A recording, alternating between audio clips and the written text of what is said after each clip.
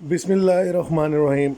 जुगनू food में खुश आमदीद। दोस्तों, आज की रेसिपी बहुत स्पेशल है और बेहद मज़ेदार है। जी, आज हम बनाएंगे बन्नू बीफ पुलाव।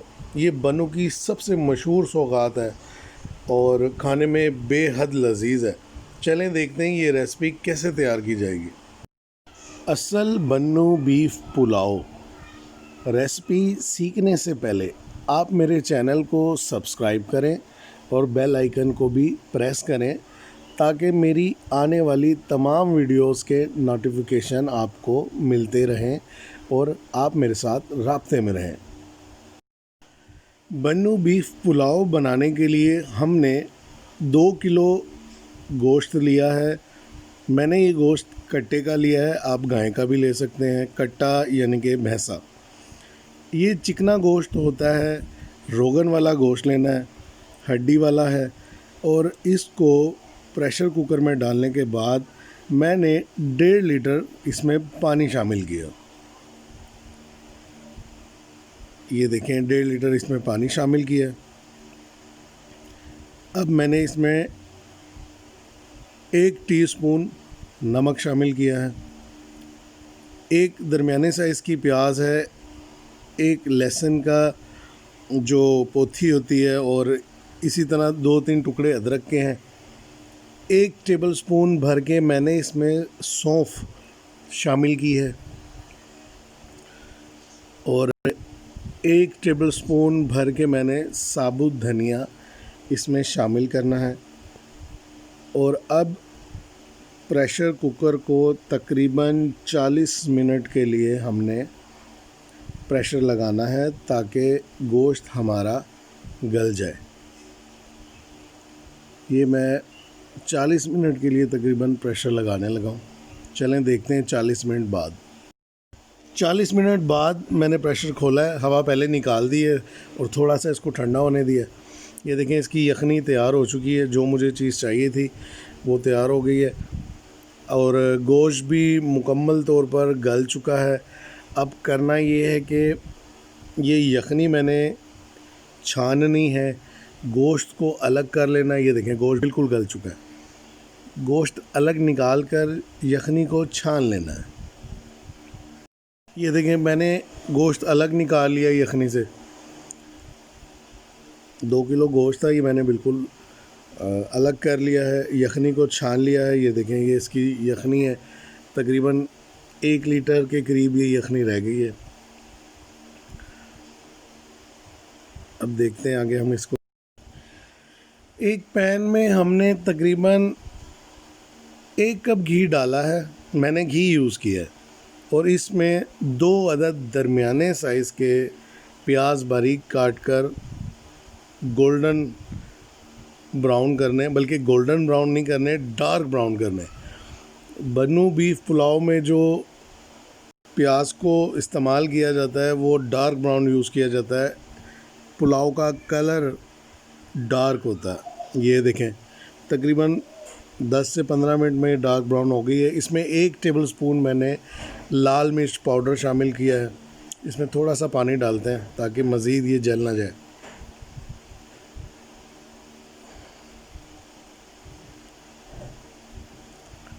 इसको मिक्स कर लिया हमने। ये देखें, डार्क ब्राउन इसकी रंगत हो गई है।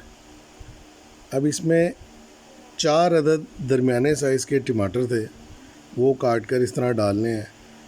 और अब इसमें 1 टेबलस्पून नमक और 1 टेबलस्पून कुटी हुई मिर्च शामिल कर दी। ये 1 कप दही है, ये भी इसमें हमने शामिल करनी है। ये 1 किलो चावल और 2 किलो गोश्त की रेसिपी है। 4 टेबलस्पून अदरक लहसुन का पेस्ट है, ये भी हमने इसमें शामिल कर दिया।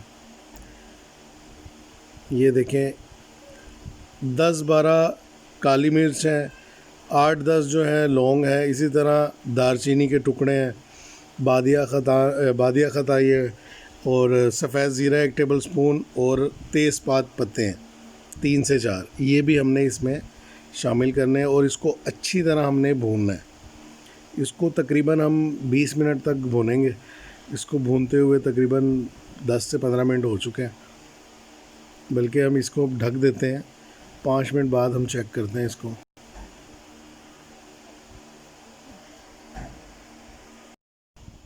پانچ سے 6 منٹ گزر چکے ہیں. یہ مکمل طور پر بھون چکا ہے. ہم نے اس کو دیکھیں بھون لیا مکمل. اچھے سے اس کو بھوننا ہے.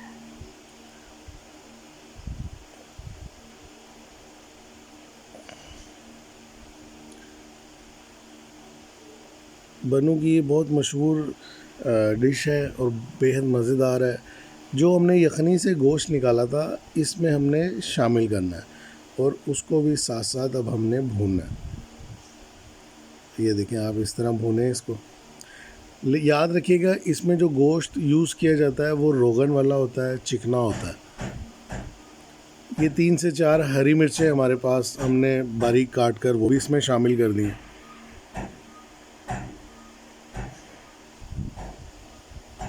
جو ہم نے یخنی بنائی تھی وہ ہم نے اب اس میں شامل کر دی ہے ساری.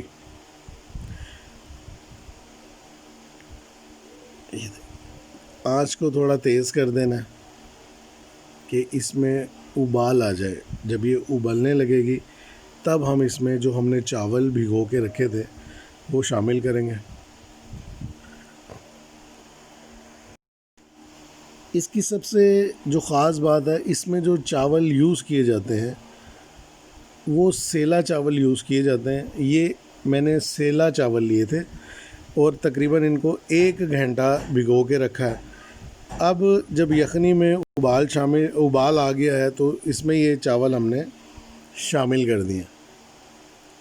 اس کو اچھے سے مکس کریں.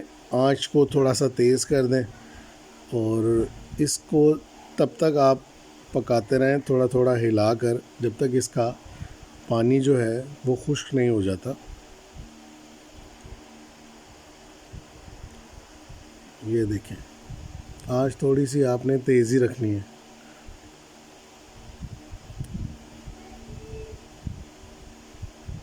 اس کا کلر دیکھیں بہت اچھا آیا.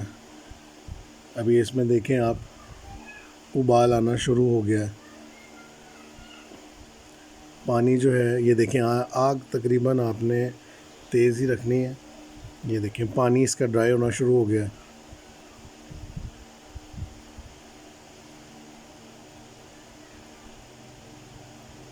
ہمارا بنو بیف پلاؤ تقریباً ریڈی ہونے کو ہے.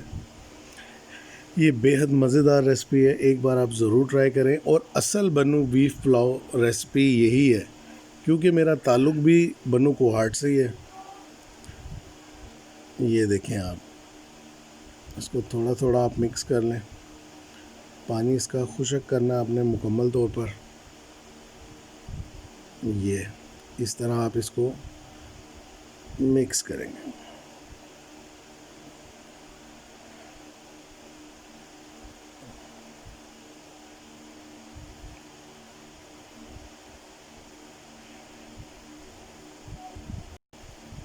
اب ہم اس کو دم لگائیں گے. دم لگایا اس کو تقریباً 5 منٹ تک. 5 منٹ دم لگانے کے بعد ہم اس کو ڈش آؤٹ کرتے ہیں. 5 منٹ دم لگانے کے بعد ہم نے اس کو ڈش آؤٹ کر لیا. یہ دیکھیں اس کی رنگت دیکھیں اور اس کی لک بہت زبردست ہے. اس کی خوشبو بھی بہت زبردست ہے. کھانے میں یہ بیحد مزیدار ہے. اصل بنو بیف پلاؤ کی ریسپی یہی ہے. ایک بار ضرور ٹرائی کریں.